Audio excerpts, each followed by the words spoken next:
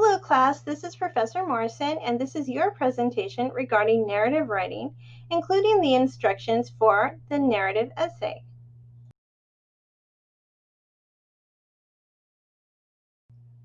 Narration is storytelling, giving readers an account of something that happened.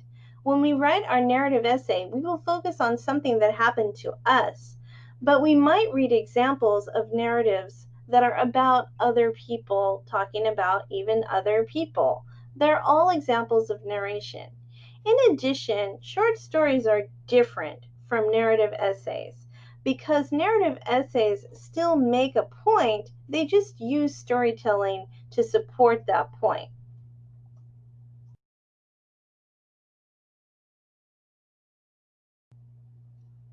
When writing, we always have a main claim or a thesis, and narration is the same. We use storytelling techniques to make a statement clear or illustrate a point. So, for example, you might provide a vivid account of your first driving experiences to argue for a higher minimum driving age.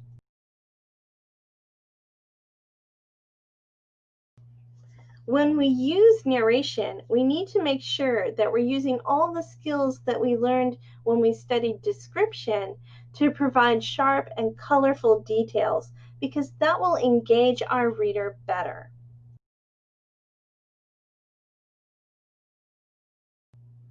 One of those details could definitely be dialogue.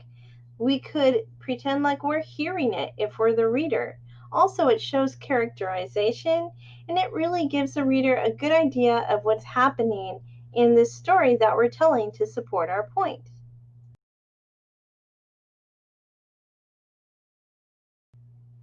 The three main components of a good narrative essay are the plot, description, and purpose. So we need to follow a story arc with our plot. We start out with the introduction, showing what a normal day is. We move to rising action. How is this day different from normal? We have a climax, which is a conflict that needs to be resolved.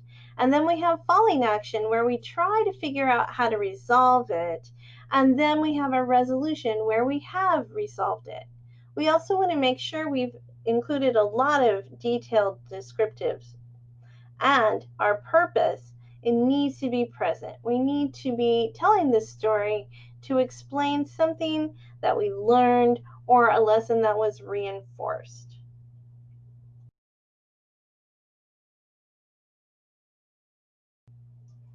Before you begin the clustering process, brainstorm 10 ideas you might want to use.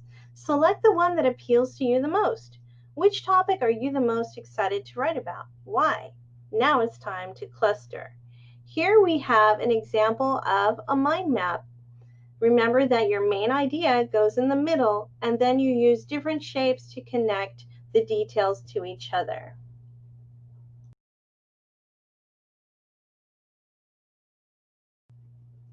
Here is an example of a cluster for a narrative essay, and this person is describing getting a dog, so it goes right in the middle. And then everything around it is connected. What is it about getting a dog they want to write about? Well, they learned about love. It was a new experience. Notice how experience is misspelled. We did that on purpose to show you that it's okay to misspell things at this stage. Also, we may have learned about responsibility, a lot about responsibility. Dogs will definitely teach us that. So we just make sure that we go off in any direction that we want to, that we need to, and let our mind generate ideas and connect them. As soon as you finish your cluster, you're going to compose two different free writings. You're going to compose free write 1. You're going to choose an idea or a group of ideas from one of your clusters. So maybe the new experience or the responsibility. Pick one and then set a timer for 10 or 15 minutes and just write and write and write, and don't stop until the end of the time period. Just write down whatever pops into your head. Doesn't have to make sense, and don't worry about punctuation, spelling, or grammar. Then you're going to look at your free write and you're going to circle your most interesting idea. And then you're going to give yourself another different 10 to 15 minutes and set a timer and start with that idea and continue writing until the end of the time period. And again, spelling doesn't matter.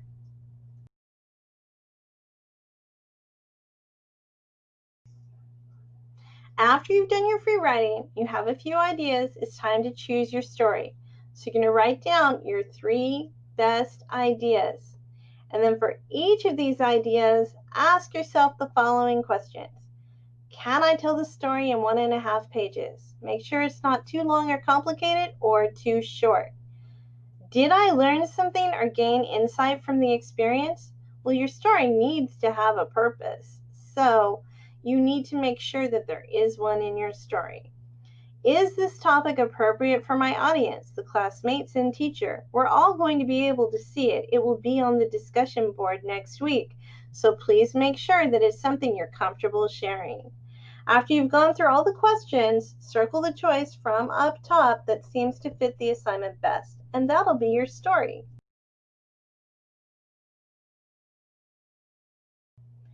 Now it's time to take those details that you worked so hard on and put them in an order that makes sense to outline your story. So you want to make sure that you are telling your story in chronological order. It needs to go in order of time. This happened first, and then this, and then that, and then this.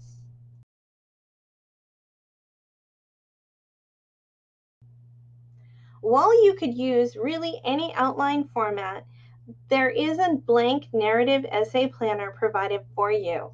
And this is kind of nice because it helps us to know, well, what is the introduction? What is our purpose? Our rising action? How is today different from a normal day? What's our climax? What's our conflict? How are we going to try to fix it? How did we actually fix it?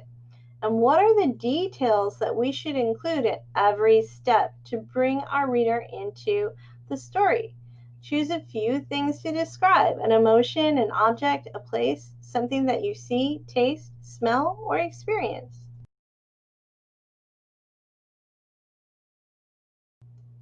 Here's an example of a narrative essay planner for the essay about getting a dog.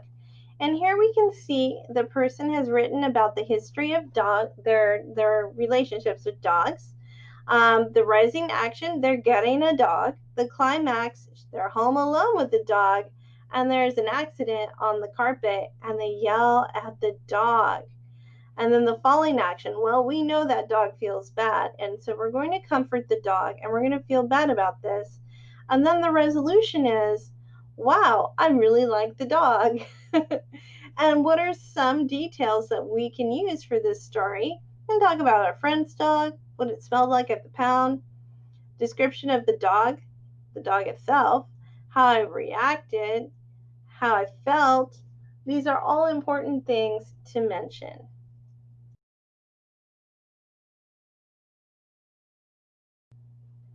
After organization, it's time to write your rough draft.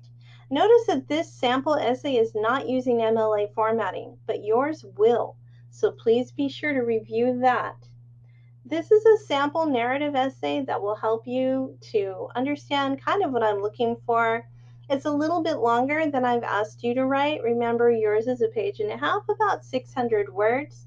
And you want to make sure that you do have a purpose, a main idea that you're expressing.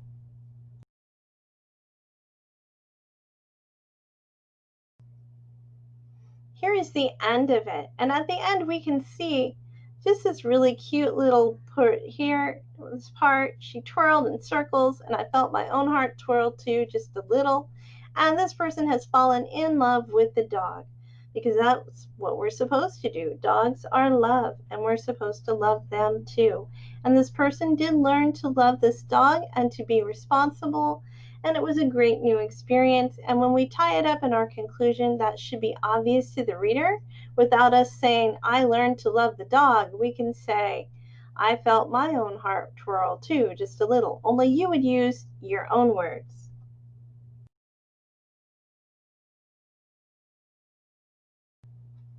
This has been your presentation on narrative writing and the narrative essay. Please let me know if you have any questions.